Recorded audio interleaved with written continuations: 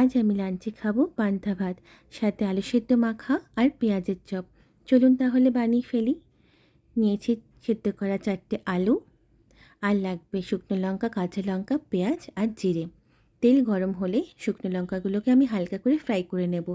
আমি ওপর থেকে অল্প লবণ দিয়ে ফ্রাই করেছি লঙ্কাগুলোকে, যাতে লঙ্কাগুলো মুচমুচে থাকে। সেই তেল অ্যাড করলাম জিরে, একটা কুচনো পেঁয়াজ, কাঁচা লঙ্কা, লবণ দিয়ে আমি ফ্রাই করে নেব। দেখুন আমাদের পেঁয়াজ ভাজা হয়ে গেছে। অ্যাড করলাম লবণ আর ধনেপাতা কুচি। এবার খুব ভালোভাবে আলুগুলোকে মাখিয়ে নেব।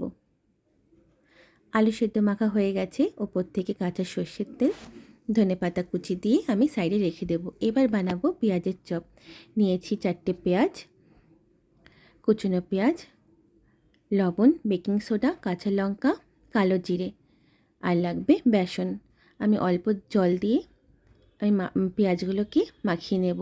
ব্যাটারটা একটু লুজ হয়ে গেছিলো, তাই 2 চামচের মতন বেসন দিয়ে মাখিয়ে নিলাম। অ্যাড করলাম হলুদ আর শুকনো লঙ্কার গুঁড়ো। ফ্রাইং প্যানে তেল গরম হয়ে গেলে এক এক করে পেঁয়াজগুলোকে আমি ভেজে নেব। আমাদের পেঁয়াজের চপ রেডি। ভাতগুলোকে আমি হোল নাইট জল দিয়ে ভিজে রেখে দিয়েছিলাম। একটি পাত্রে পান্তা ভাত, সাথে আলু সেদ্ধ মাখা, নিয়েছি পেঁয়াজের চপ, 2টো কাঁচা পেঁয়াজ আর শুকনো লঙ্কা। তাহলে আমি লাঞ্চ করে নিই। আপনারা বাড়িতে ট্রাই করবেন। টাটা।